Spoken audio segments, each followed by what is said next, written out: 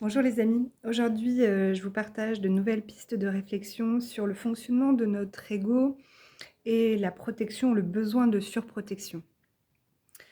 Nous sommes des individus, mais qui vivons en collectivité, en communauté.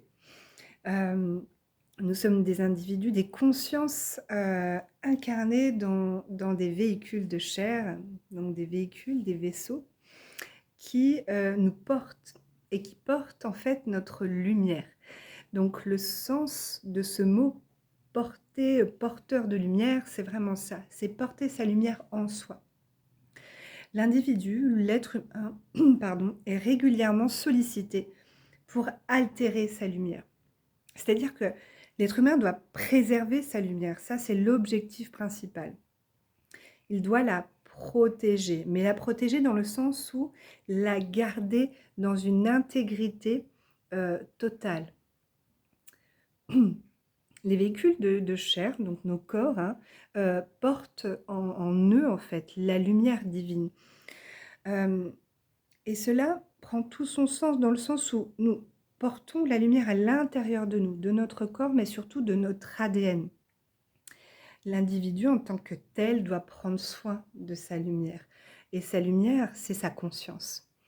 Donc, ne pas être conscient de chaque acte que l'on va faire, chaque mot que l'on va dire, chaque parole que l'on va engendrer, c'est ne pas prendre soin de sa lumière. C'est ne pas prendre soin de la conscience qui vient s'incarner dans ce corps. Vous comprenez? Et ça, c'est pour ça que l'individu peut se perdre facilement dans l'ego. C'est-à-dire qu'une fois que l'ego a pris le pas sur votre conscience, c'est difficile de retrouver le juste milieu. C'est faisable, mais c'est compliqué de garder un regard neutre et objectif sur soi-même. C'est pour ça que le travail d'équipe, le travail de famille est primordial. Le regard d'une famille d'âme, d'une famille proche, va être important pour recalibrer le positionnement de l'ego dans son déploiement. D'accord? Donc, l'être humain n'est pas fait pour vivre seul, n'est pas fait pour être isolé du monde, n'est pas fait pour se retirer de la matrice. L'être humain est fait pour cohabiter, coexister et co-créer. Et c'est en cela que c'est important qu'un groupe ou une famille partage ses inquiétudes, partage son point de vue sur le chemin de l'individu, si jamais il le demande. Bien sûr, on demande toujours la permission avant de partager quelque chose qu'on a reçu ou qu'on ressent. D'accord ? C'est le groupe, c'est l'esprit de groupe et de famille qui fait maturer un individu.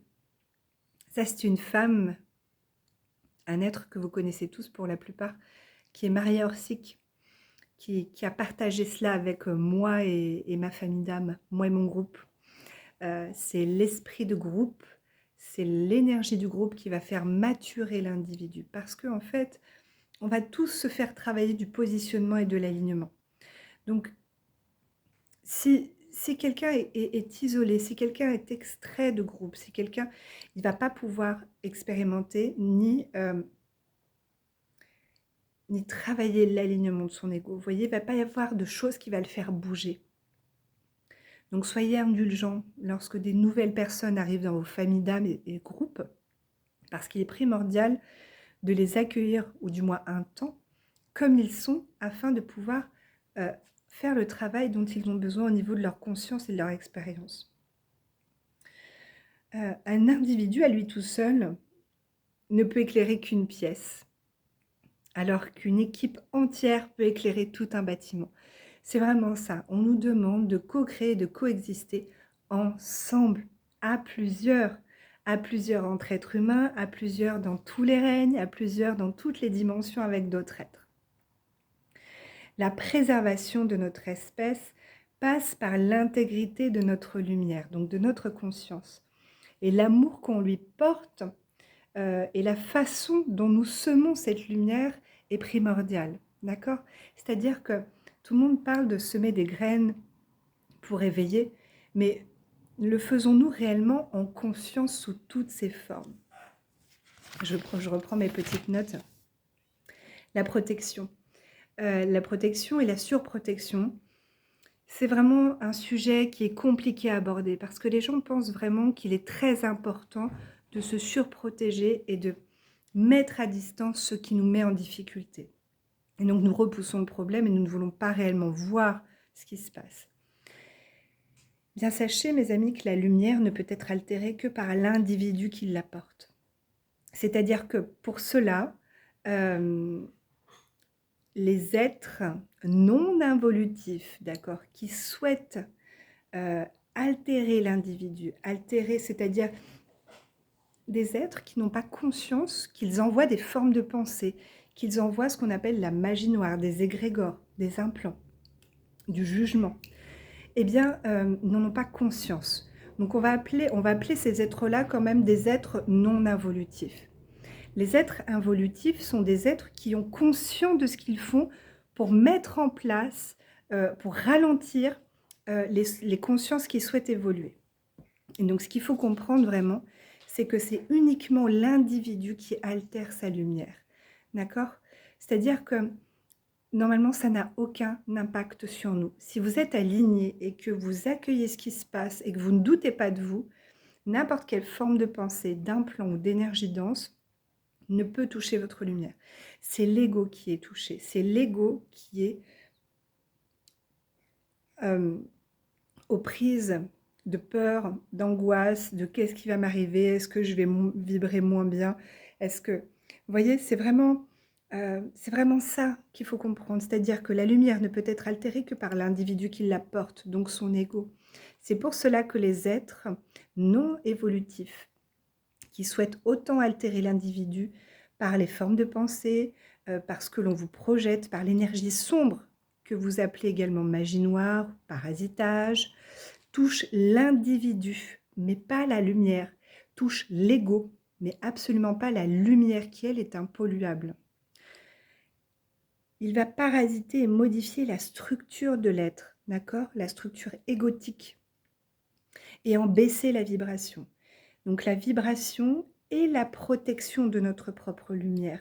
Et donc cette onde d'amour pur que nous portons en notre lumière.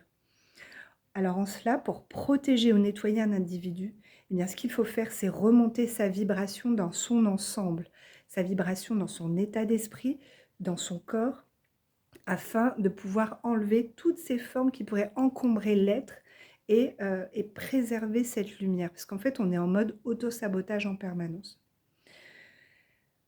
Les conséquences d'un parasitage ne tiennent pas dans un espace de sphère supérieure, d'accord? Uniquement la vibration détient la protection.